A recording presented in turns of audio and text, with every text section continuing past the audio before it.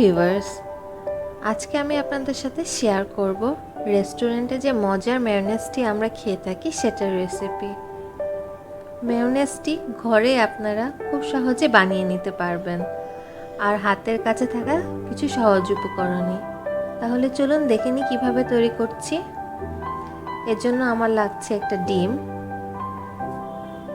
ডিমটা ফ্রিজে থাকলে আধা ঘন্টা আগেই রুম টেম্পারেচারে রেখে দেবেন।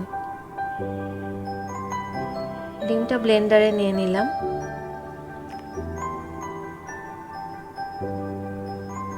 এরপর আমার লাগছে চিনি। চিনি দিচ্ছি হাফ চা চামচ।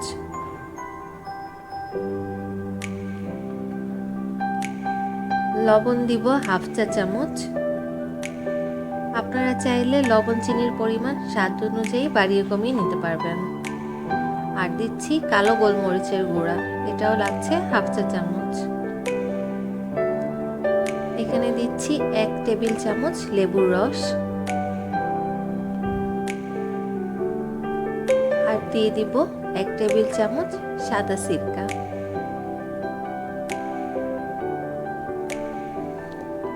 আর লাগছে সয়াবিন তেল, এটা আমার লাগছে 1 কাপের মতো। তেলটা একবারে না ঢেলে আমি কয়েকবারে ঢেলে নিব। প্রথমবার ঢেলে নিলাম। এখন আমি উপকরণগুলো ব্লেন্ড করে নেব।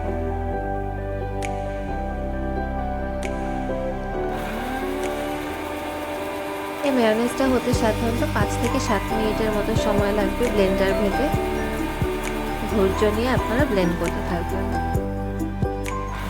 আমি প্রায় 1 মিনিটের মতো ব্লেন্ড করে নিয়েছি। এই পর্যায়ে আমি কিছুটা তেল অ্যাড করব।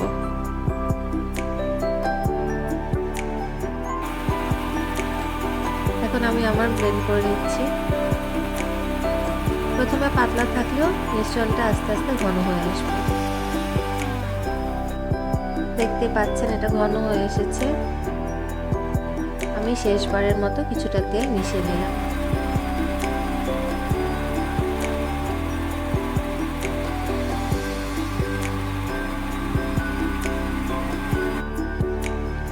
এই তো হয়ে এসেছে মেয়োনেজ। এখন একটি বাটিতে আমি এটা ঢেলে নেব। দেখলেন তো কিভাবে ঝটপট মেয়োনেজ তৈরি করে ফেললাম। এই মেয়োনেজটা আপনারা ফ্রিজে রেখে 4 থেকে 5 দিন সংরক্ষণ করতে পারবেন। দারুণ মজার এই মেয়োনেজটি রেসিপি আশা করি আপনাদের খুবই ভালো লেগেছে। আর ভালো লাগলে আমার চ্যানেলটি প্লিজ সাবস্ক্রাইব করবেন। ধন্যবাদ।